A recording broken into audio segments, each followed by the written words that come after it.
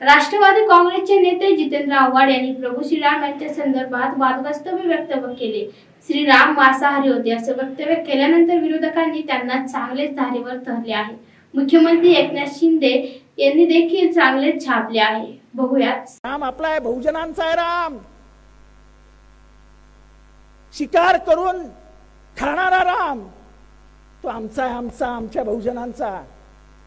तुम्ही जिथे आम्हाला सगळे शाकाहारी बनवायला जातात की आम्ही रामाचा आदर्श पाळतो आणि आम्ही मटण खातो। अफजल खान, औरंगजेब, खिलजी काय केलं, ते काय खात होते, ह्याचं प्रवचन जे आहे ते मुंबऱ्यामध्ये जाऊन दिलं पाहिजे। झालेली हॅबिच्युअल ऑफेंडर आपण बोलतो ज्याला, की सारखं तेच करणं। आणि मला वाटतं हिंदू देवदेवतांवरती, हिंदुत्वावरती बोलणं त्यांची सवय झालेली आहे, कारण की आणि त्यांची गरज आहे ती।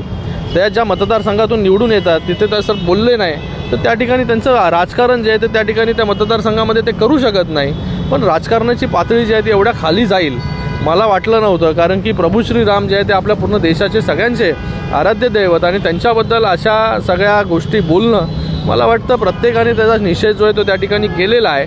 आणि अशा प्रवृत्तीवरती जे आहे ते कठोर अशी कारवाई जी आहे ते त्या ठिकाणी केली पाहिजे। आणि मला वाटतं त्यांना PhD वगैरे पण कशामध्ये मिळालेलं आहे वाटतं, खूप विद्वान देखील आहेत ते।